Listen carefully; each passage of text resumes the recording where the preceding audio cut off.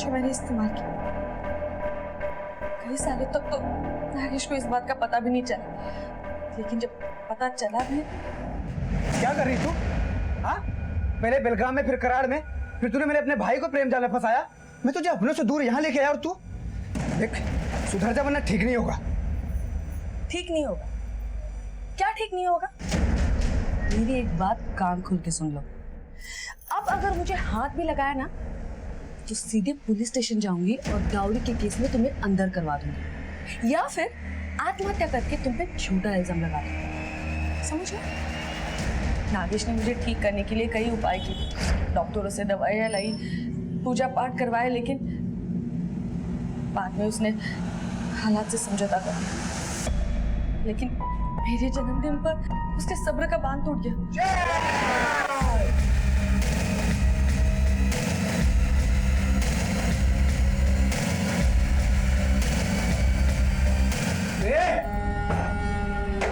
क्या हो रहा है ये सब?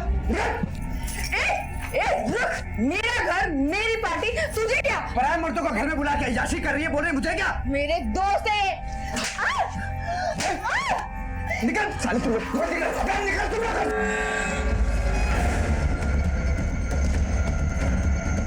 उसके साथ हाथापाई में मुझे भी मार लगा और मेरा भी खून निकला था। इसका क्या करेंगे? मुनीरा, तूने कुछ नहीं देखा? जरा भी इधर उधर किया ना, तेरे को काटने में देर नहीं लगेगी, समझी ना? निकल।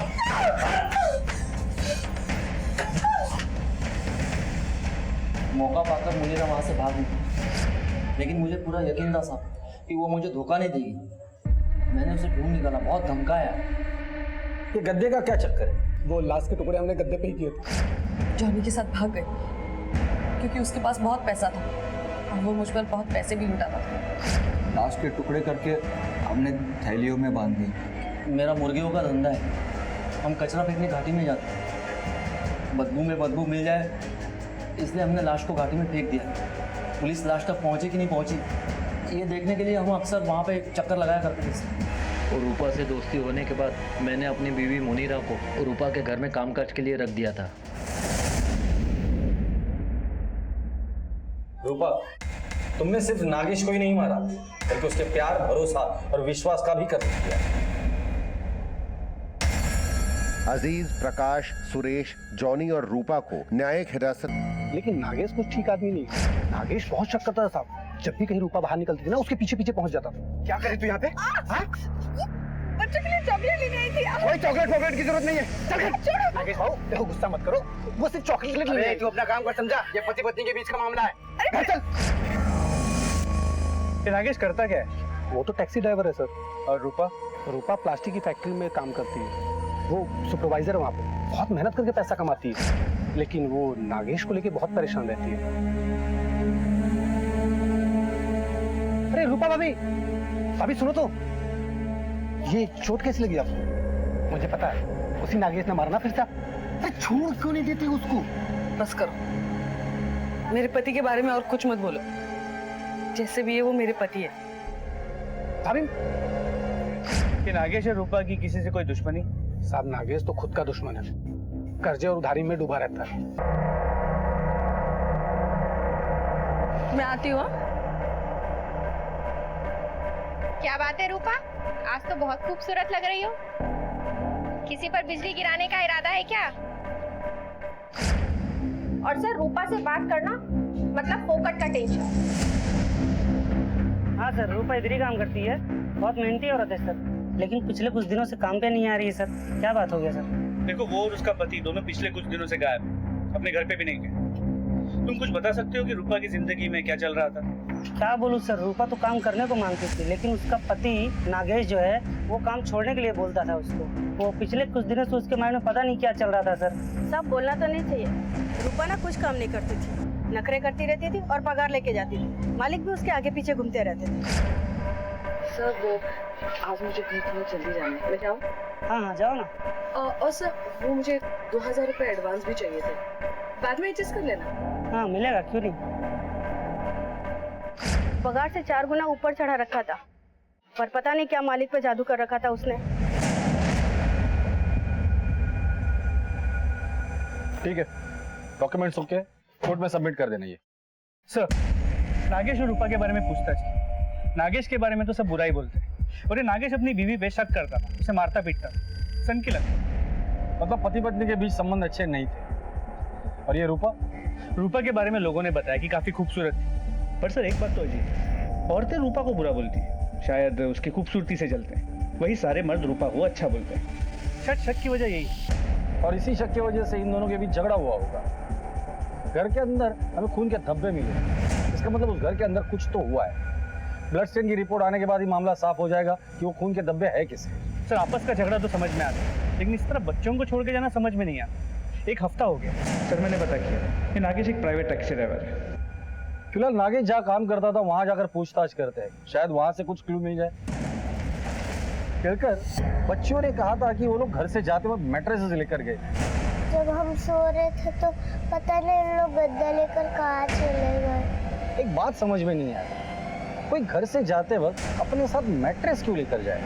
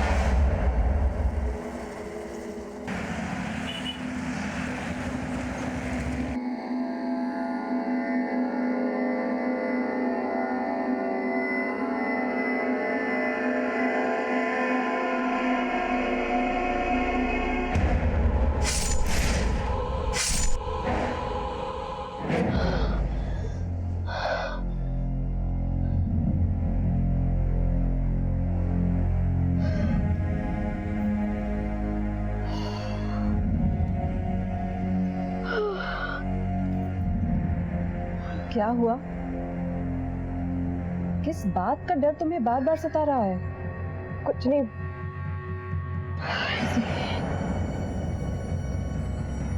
देखो, तुम्हारा 9वां महीना चल रहा है, इसमें इतना टेंशन लेना ठीक नहीं है। तो कुछ बता भी नहीं रही हो, क्या टेंशन है तुम्हारी लाइफ में?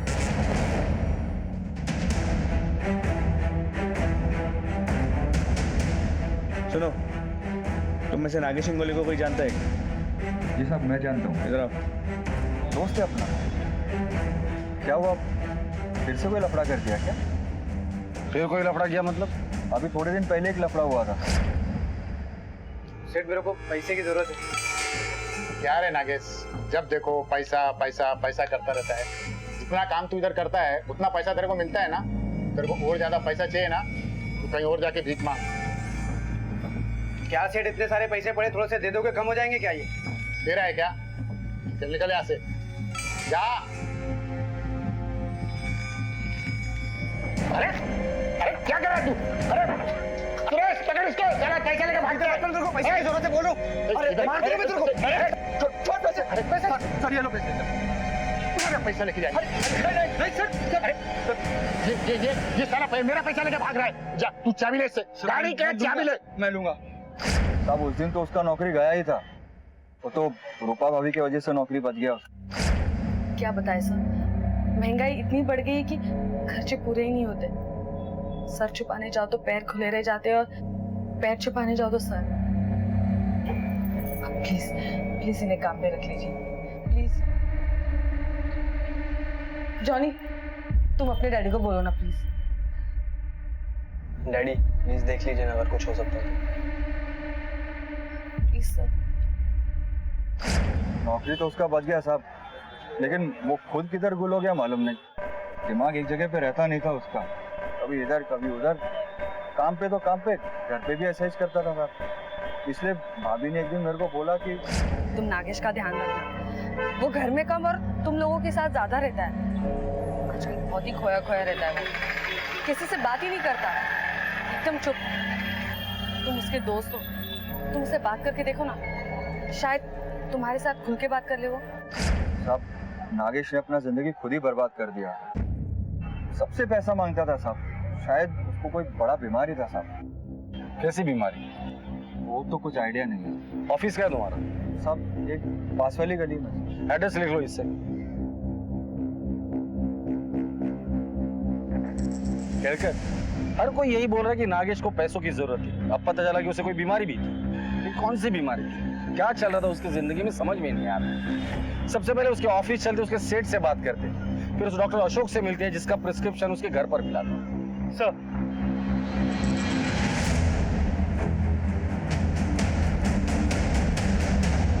हाँ साहब, वो अपुन का ही गाड़ी चलाता था, लेकिन एक नंबर का चोर था साहब। उसने अपने को बहुत परेशान किया और बिजनेस भी चौपट कर डाला। जो मार्केट में अपना गुडविल था वो खराब कर दिया, और उसकी वजह से तो एक बार यहाँ पर अरे 22-33 नंबर के टैक्सी का ड्राइवर किधर है? एक नागेश, मगर वो अभी यहाँ पर नहीं है। मेरे को उसका एड्रेस चाहिए। एड्रेस चाहिए? क्यों चाहिए एड्रेस? अरे मेरे अब्बू अम्मी को लेके गया था अपने टैक्सी में। साले का क्या दिमाग फिर गया क्या मालूम, बीच में छोड़ दिया उनको। वो ऐसा आदमी नहीं है, जरूर कुछ ना कुछ हुआ होगा। मैं मिलवाता हूँ उससे। अरे सर, ये आ गया, नरेश आ गया।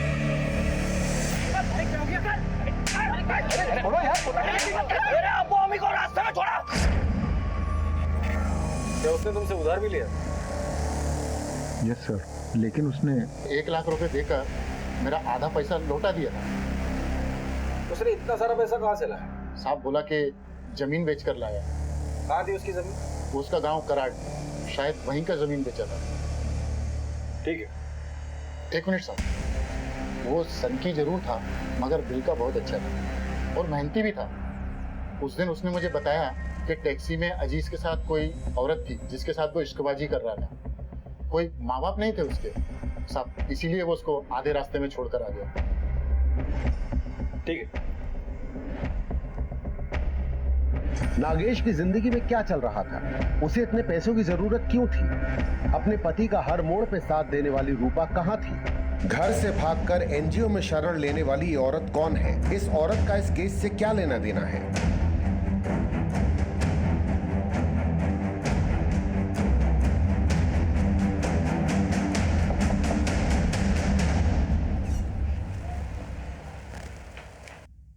नागेश इंगोड़े आपका पेशेंट था। ये कुछ दवाइयाँ आपने उसे लिख कर दी थी, काफी महंगी दवाइयाँ है। जी हाँ सर, ये दवाइयाँ मैंने उसे लिख कर दी थी। किस चीज की दवाई है ये? सर, ये हाइपर सेक्सुअल डिसऑर्डर है। इसे सैटिरियासिस भी कहते हैं। इसे आमतौर पर आप सेक्सुअल डिजायर कम करने की गोलियां भी बोल सकते हैं। सर, हेलो, दोनों मैच करते हैं। ठीक है सर, लैब से कॉल पता चला कि घर में जो खून मिला था उसमें एक्चुअली 2 लोगों का खून, एक मेल और एक फीमेल, और ये दोनों खून के डीएनए दोनों बच्चों के डीएनए के साथ मैच भी करता है। मतलब उसमें रूपा और नागेश दोनों का खून। जरूर इन दोनों के बीच बहुत बड़ा कुछ तो हुआ है, शायद मारपीट या फिर हत्या।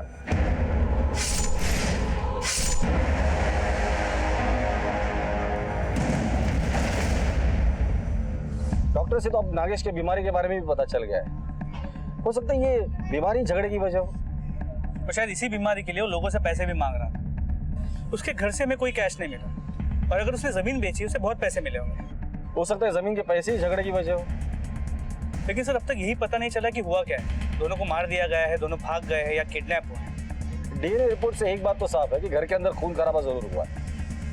सर, हमने आसपास के सभी हॉस्पिटल, मुर्दाघर चेक किए, पुलिस की मिसिंग कंप्लेंट्स भी चेक की, कहीं कोई सुराग नहीं मिला। ये अजीज कौन है जिसका इस नागेश के साथ झगड़ा हुआ था? पता चला कि सर एक लोकल चिकन शॉप का डीलर है, थोड़ा भाई टाइप का है, तो लोग डरते हैं उससे। ये अजीज ने उसे मारने की धमकी दी थी ना?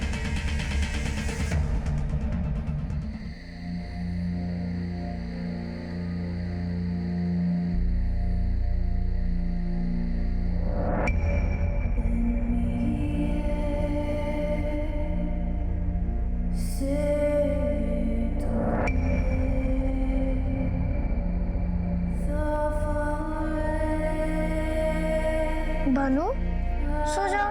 दीदी, चलो ना मम्मी पापा को ढूंढते हैं। जो खो जाता है उसे ढूंढते हैं भानु। तो जो खुद ही चला जाए उसे कौन ढूंढता है? तू सो जा।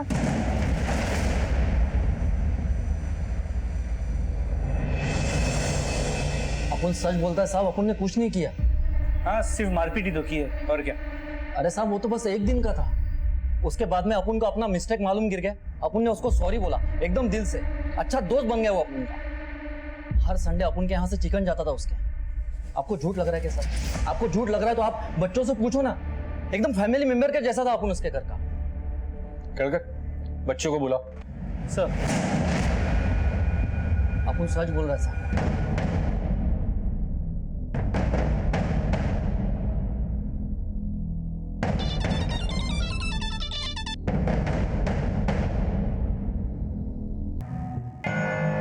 सुषमा मुलींना जेवायला वाढतो।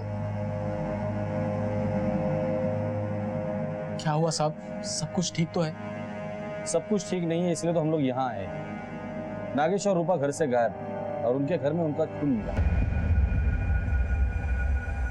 नागेश और रूपा के बारे में जो कुछ भी जानते हैं वो सब कुछ हमें जानना है। क्या बताऊं साहब, मेरा भाई था ही नालायक। रूपा के इधर ही तो भाग्य खोटे, हमेशा हमेशा शक करता था। तू शादी में जाके सीधा घर वापस आने वाली थी ना? कहाँ थी? वो मैं अपनी दोस्त के घर गई थी। पागल समझती थी तू? मेरे को पता तू कौन से दोस्त के घर गई थी। और घुमा के चला अपने चेहरे पे। आदमी तेरी शक्ल चेंज कर दी। नागेश, बंद कर तमाशा।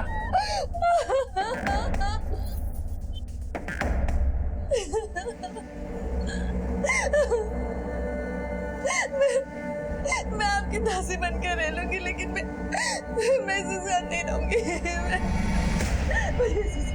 चिंता मत करो, सब ठीक हो जाएगा। चलो अंदर चलो। उस दिन के बाद वो जैसे हम पर भी शक करने लगा, हमेशा लड़ते झगड़ते थे। भी उसी का नतीजा। डायन थी वो रूपा, मेरे बेटों को बर्बाद कर दिया उसने, घर को बर्बाद कर दिया उस चुड़ैल ने।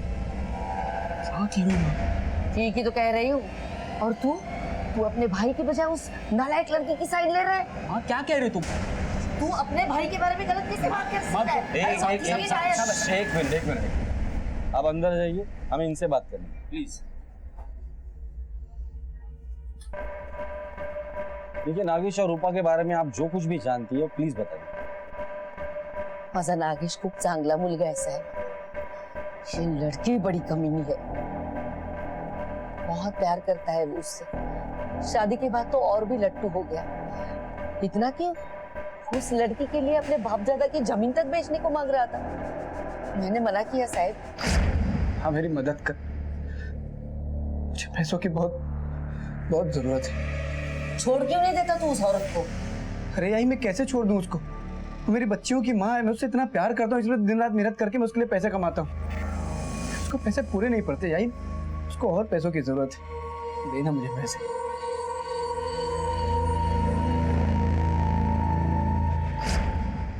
उससे तो जमीन भी बिक नहीं पाई साहब, और वो भाग गई होगी किसी और के साथ, और ये उसके पीछे पीछे ढूंढता गया होगा उसे। अपना साहब उसको पकड़ के जेल में डाल दो, फांसी लगवा दो उस कमीनी को। देखिए, आप शांत हो जाइए, देखिए हम तहकीकात कर रहे हैं। यहाँ से निकलने के बाद नागेश और रूपा कहाँ रहते थे? लक्ष्मी चौक बेड़गांव।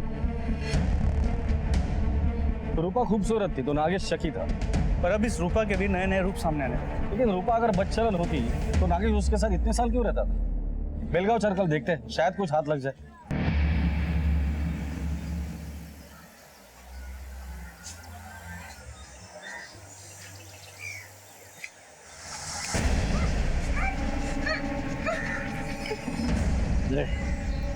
आ गया मैं। जहाँ जाएगी वहाँ हम आएंगे। अगर किसी को कुछ कहा ना, तुझे तेरे बच्चे को इधर ही जिंदा काट दूंगा मैं। समझी? कौन है? कौन है वहाँ? अरे मैडम,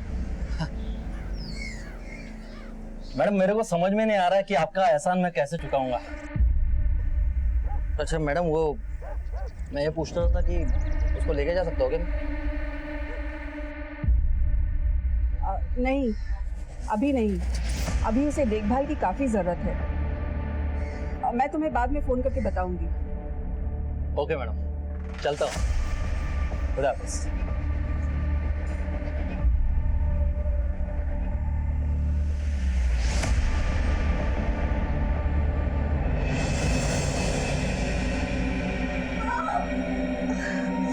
अरे अरे अरे चलो ताजी से आया को बुलाओ, इसकी डिलीवरी यहीं करनी होगी।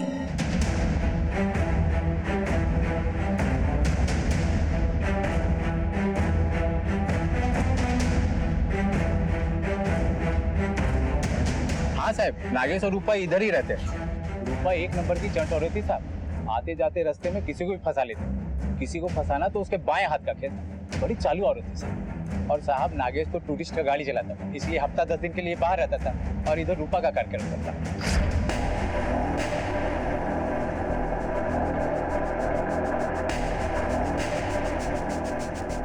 यूं कहो साहब कि रूपा ने तो धंधा ही खोल दिया था। वो तो मोहल्ले वाली औरतों ने जाके पुलिस में कंप्लेन किया तो नागेश उसे अपने गांव ले गया माँ के पास।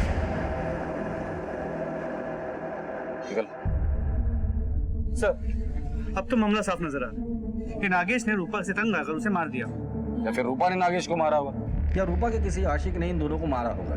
यहाँ के लोकल पुलिस स्टेशन से इनके बारे में डिटेल इंक्वायरी करो। कहकर इस केस की शुरुआत हमने जहां से की थी अब भी वहीं पर है। कोई भी ब्रेक थ्रू नहीं मिला है।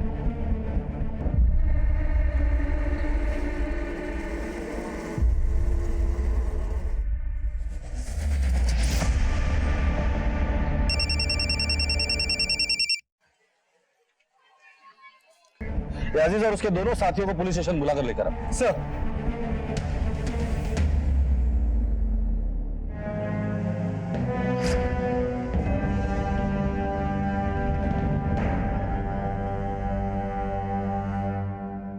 खाड़ी के पास जो डंपिंग ग्राउंड है वहां तुम लोग बार बार क्यों जाते हो?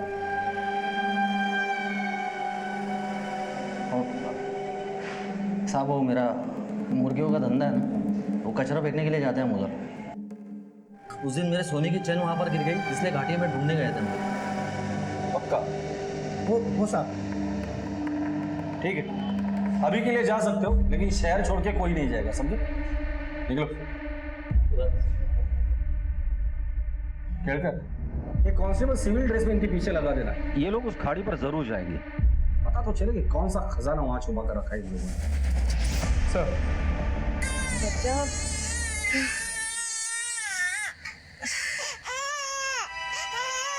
बेटा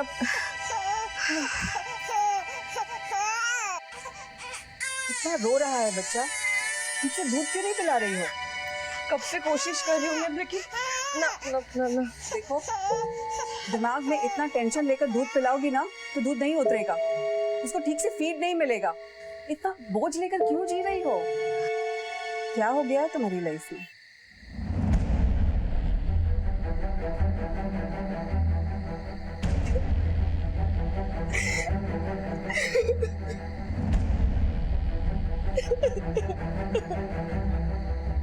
बताओ तो क्या हुआ है?